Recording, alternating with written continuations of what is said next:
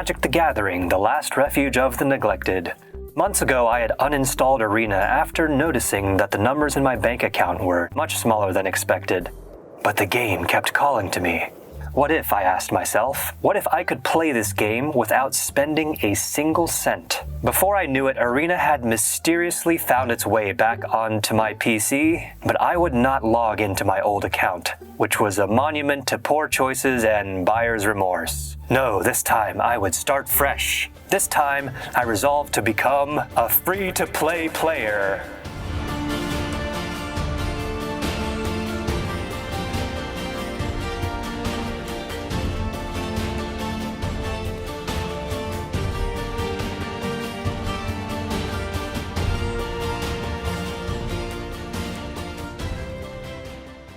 After unlocking the tutorial decks, I typed in a bunch of codes from Google for free packs, which netted me a bunch of trash I didn't want and a handful of wildcards. Enough to build the shadow of a foundation of one deck. While I could have begun crafting the pieces for one of the top tier decks, I instead decided to build a blue-black control deck for the Explorer format. Why, you might ask? Great question. What the hell is this?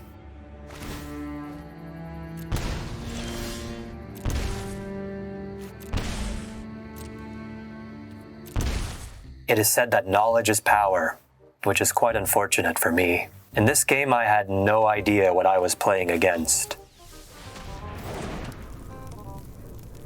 No way to deal with the lantern, and I kept fishing for an answer desperately. It felt like a matter of time before I ran out of life. Correction, I have one card exactly that can deal with the lantern. And I just drew it. Nice.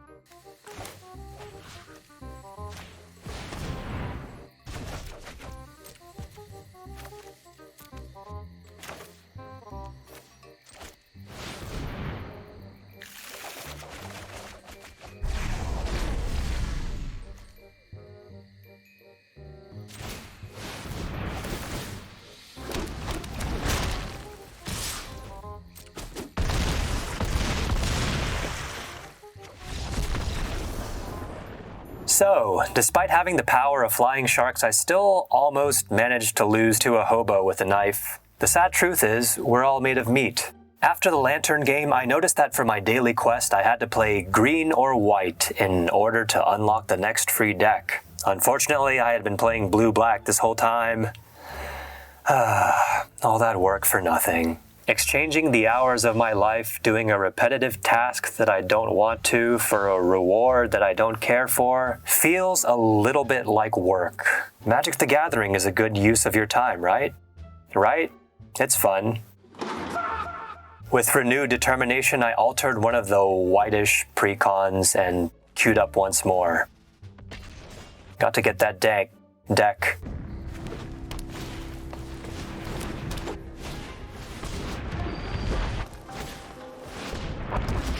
It's turn 3, by the way.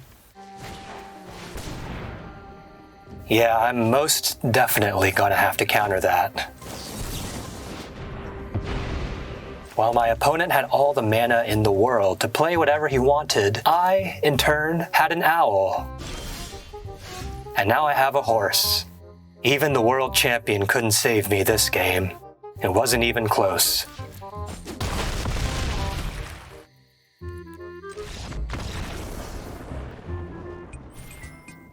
Life is tough without sharks in memory.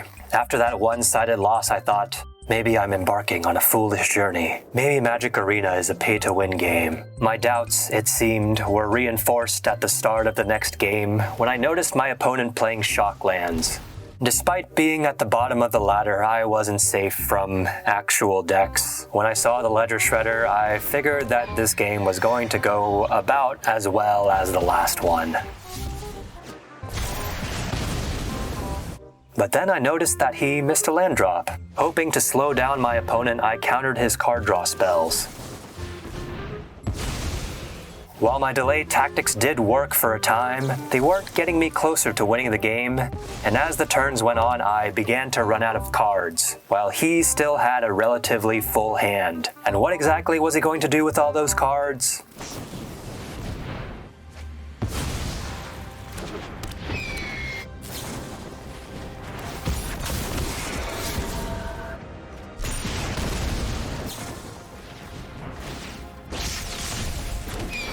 Not good, not good.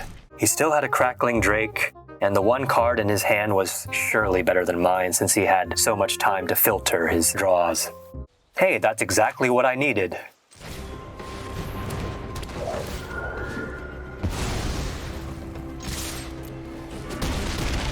Wait a minute, am I sort of winning? Maybe not.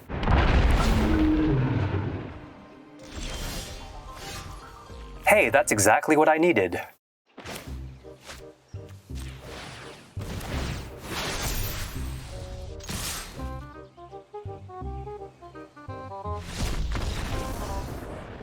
If he'd played his Crackling Drake last turn, then I'd be in serious trouble. But instead he played a bunch of card draw spells, and he could have blocked my Skyclave Apparition and gotten 2/2 token to prevent lethal. But he chose to block my Flying Horse instead. I'm not complaining. This is bronze. You can copy the most popular decks, but playing them is a different matter. Tune in next time for more adventures in scarcity.